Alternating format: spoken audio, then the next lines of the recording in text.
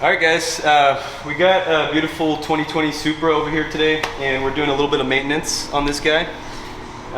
This customer came in, he already has quite a few mods on it. As you can see, it looks, cosmetically pretty good, but this guy also has a little bit of fun on the streets too. So those of you guys local to SoCal might even recognize this car. We are going to take this opportunity to show you guys how to install a set of spark plugs on the Toyota Supra. Either the A90 or the A91 chassis. Alright, so I got a couple basic tools that we're going to need for the job. You're going to need a thin wall, 14 millimeter, 12-point socket. These are used on most of the BMW applications, so if you have one for a BMW, it'll also work for this guy. We're going to be using a spark plug gapping tool. This one's made actually from the gentleman over at Burger Motorsports or BMS, and this guy's a lifesaver. Especially for kind of how low or fair of a cost it is. So we do recommend these guys.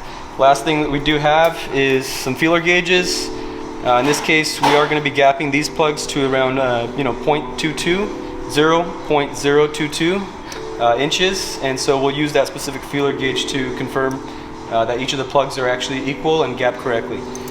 So the spark plugs that we are going to be using today are actually going to be the NGKs. They are the 94201 model.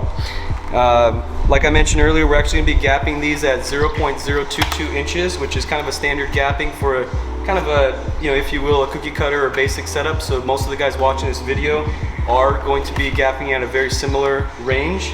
Of course, if you do run quite a bit more additional power, let's just say in excess of 700 wheel horsepower, you do want to open that gap a little bit. Just to allow obviously proper spark and allow the ignition system to work properly. So the factory plug on these Toyota Supra A90 chassis is always going to be a Champion brand plug. A lot of people do actually run the Champion brand with no major issues, even up to those same power levels that we mentioned right now. So hope that gives you a little bit more information. I'm going to go ahead and gap these plugs, and then we're going to go ahead and get started with the installation. Right. So just as an example, the way I always prefer to gap the plugs, you actually want to have the feeler gauge not just be able to fit in there nice and snug, but you literally want to be able to even hold the whole spark plug in there. That tells you that the fitment or the gap between the electrode is actually going to be quite tight and exactly what the feeler gauge is indicating, versus having it a little bit loose, you not being able to hold that weight like that. And unfortunately, in those cases, that usually means your spark plug gap is actually bigger than what the feeler gauge is. So to keep it as accurate as possible, like I said, that's just a little trick that I like to do. So I'm gonna go ahead and gap the rest of these plugs. We got 2 of them done, and we got 4 to go. So first thing that we're gonna have to do, if you don't already have it removed, go ahead and remove the engine cover or the beauty cover on this. All it's gonna do is you're simply gonna lift right up, and you're gonna go ahead and be able to set that to the side, and we'll have access to what we're seeing right now. This client actually does not have the engine or beauty cover, and that's why it's a little bit easier for us, and we'll save a little bit more time with that process right now. The next step that we're gonna do is we actually have to remove the coil packs out of the way. There's gonna be 6 of them. In order to remove the coil pack, we're gonna have to go ahead and remove one, this electrical clip and connector, which is a push lock style. So we're gonna have to release the clip back. Once it's released and pulled back, we're gonna have to push it down and slide the electrical connector out. The second thing that we're gonna have to do is remove this screw right here, which is kind of a hold down, just to orient or lock it in the correct place on the valve cover. The screw is gonna be an E-Torx 8 size, and once we unscrew them and take off this electrical connector, they'll be very easy to pull up. So let me go ahead and grab the tools right now, and we'll go ahead and do this together. So the first thing you're going to do is you're going to use a pick or a flathead.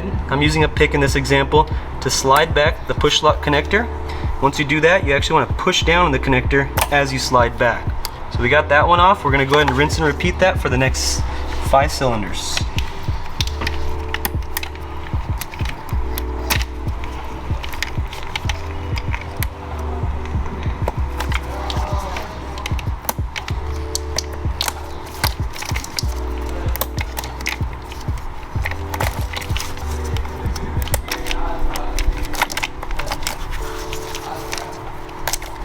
This one's already missing, unfortunately.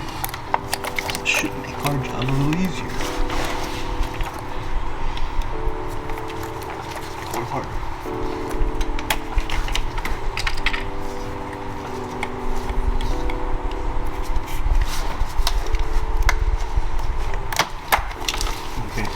So now that we have the electrical connectors pulled out for all 6 cylinders, we're gonna go ahead and come over to this E8 or E-Torx bolt, which is the hold down connected to the actual valve cover. So I'm gonna go ahead and zap off 6 again, starting with cylinder 1. The bolt will stay inside the actual coil, so you don't have to worry about it coming out.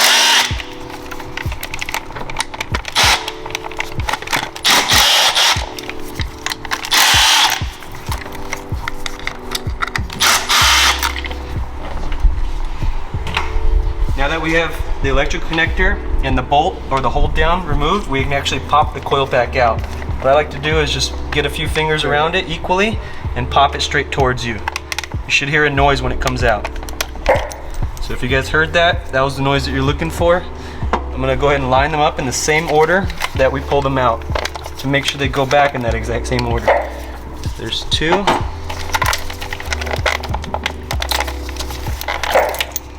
3, 4,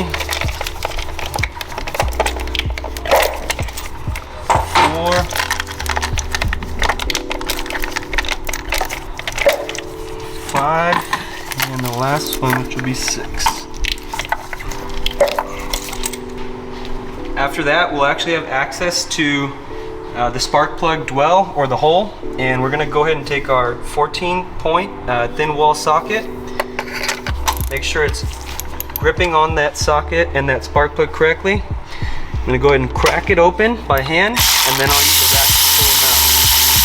So I'll go ahead and pull off the first spark plug, which is right here, and I'll set it over on our bench. I'm going to actually put it in the same order from front to back as I pull them out. So you guys will see me pull the other ones out just right now. Crack it by hand. Use the tool to remove it after.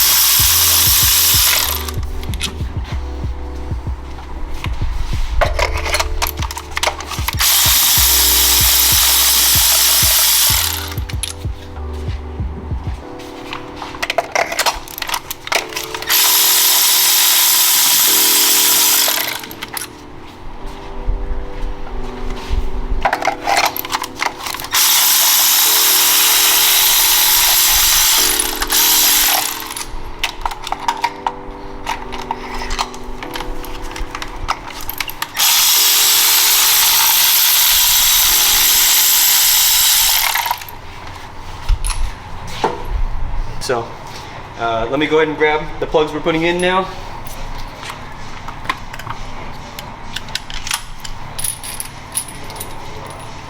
The socket has a nice magnet in it, so what I'm going to do is I'm actually going to use that and, you know, its ability to fight gravity to slowly insert this spark plug carefully that we've already gapped, tighten it by hand, and if I pull out, the spark plug should retain on the few threads that I've tightened it. I'm going to go ahead and do that for all 6 cylinders, and then I'll go grab the ratchet, tighten them down carefully before I go for a final torquing.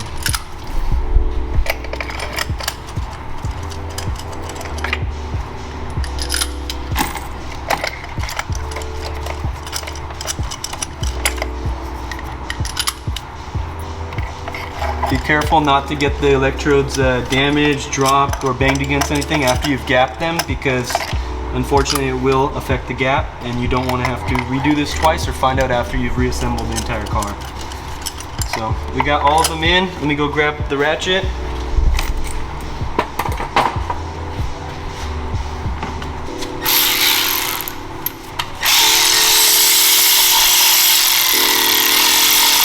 Careful at the final threads so I'm not over-torquing them or over-tightening them.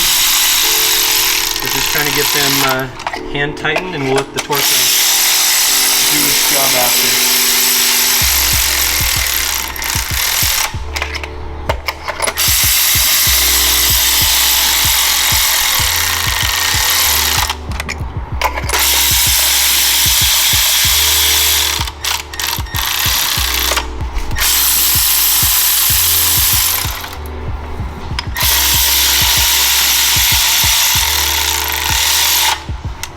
So one of the last but not least is we're going to go ahead and actually use a torque wrench. I'm going to set this one to 17 foot-pounds. So I'll show Nate right there. It's at 17 set on this guy.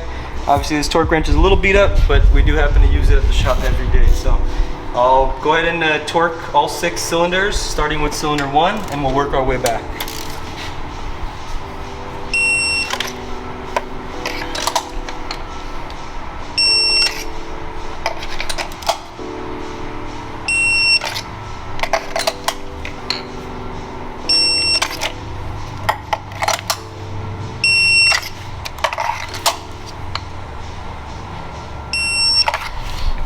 Once we're completed there, the only thing left to do now is to go ahead and actually put the original coil packs back in.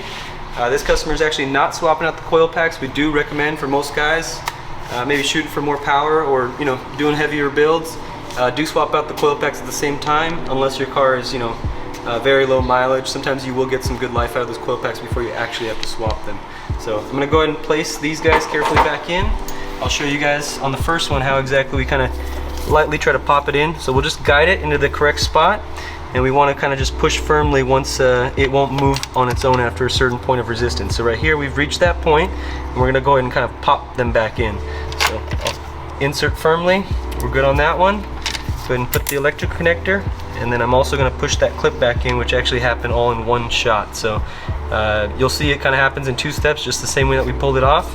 But this one's good. Now last but not least, just like the spark plugs, I'm going to go ahead and hand start the threads on this hold down, so that way I don't try to zap them down and unfortunately strip them out, causing me more problems, more headaches later. So same thing, we'll drop this guy in here, and we'll go ahead and pop it in, put the electrical connector in, and then put the locking clip in. And then hand thread these in. Good on this one, and we'll go ahead and do that for the rest of the cylinders.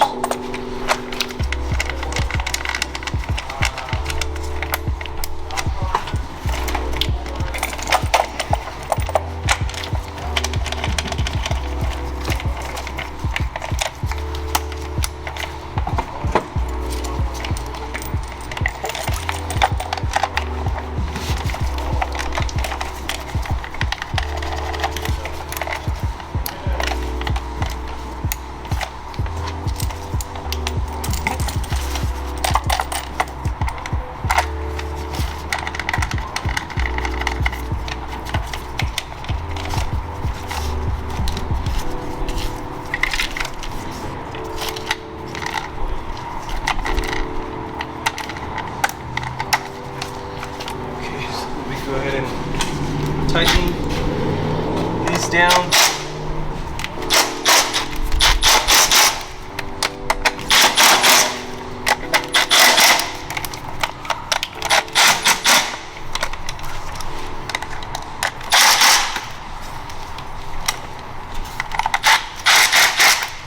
And now our spark plug job is complete. Hope that gives you guys a good kind of tutorial and walkthrough as to kind of the steps that we have to do in order to go ahead and refresh your spark plugs on your 2020 or 2021 Toyota Supra A90 or A91 chassis.